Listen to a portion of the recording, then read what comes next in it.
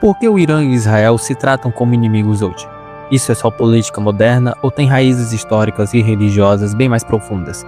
Em poucos minutos, eu vou te dar um mapa do conflito, a história recente, a identidade religiosa e o que a Bíblia ajuda a entender, sem transformar tudo em profecia automática. Vamos entender em 3 camadas: história, religião e Bíblia.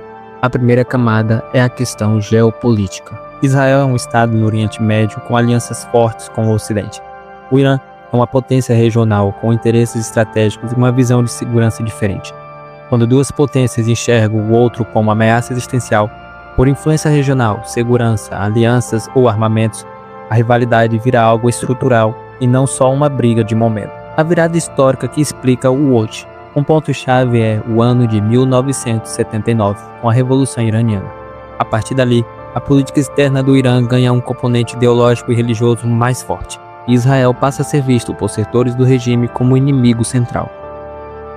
Do lado israelense, o Irã passa a ser visto como uma ameaça grave, especialmente por causa de redes de influência e capacidade militar. Resultado: décadas de tensão, desconfiança e confrontos indiretos. Ou seja, não é uma rivalidade antiga no sentido bíblico, é moderna, mas com linguagem religiosa. A segunda camada, a religião e identidade, porque aqui a conversa começa a ficar sagrada. Agora entra a religião. Israel é um estado majoritariamente judeu e o Irã um país majoritariamente muçulmano xiita. Quando política se mistura com fé, a disputa deixa de ser só território e segurança, vira identidade, narrativa de justiça, resistência e promessa. Isso aumenta a intensidade emocional e dificulta concessões.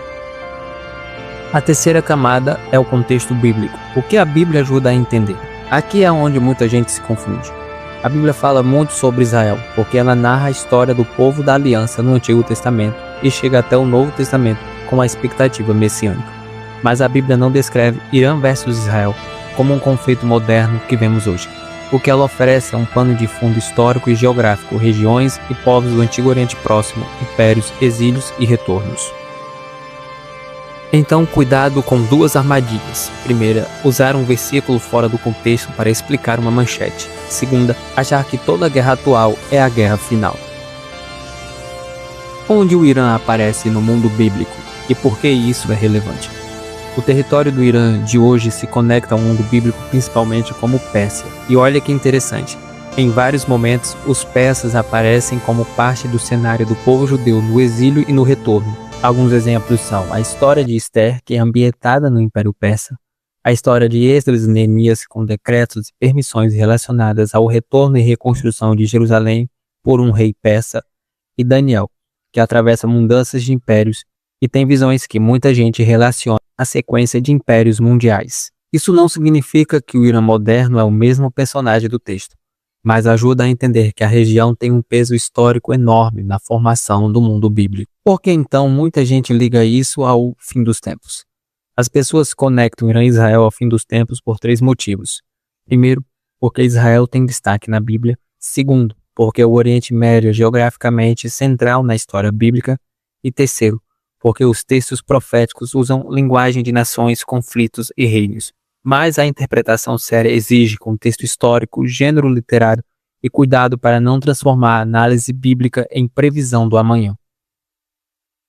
Se você é cristão e está preocupado, a pergunta não é qual é o próximo país da profecia, mas como eu vivo com vigilância, sabedoria e esperança em um mundo instável.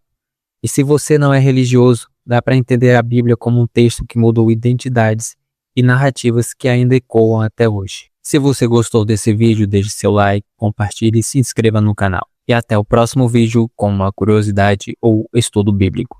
E não esqueça, pense teologicamente.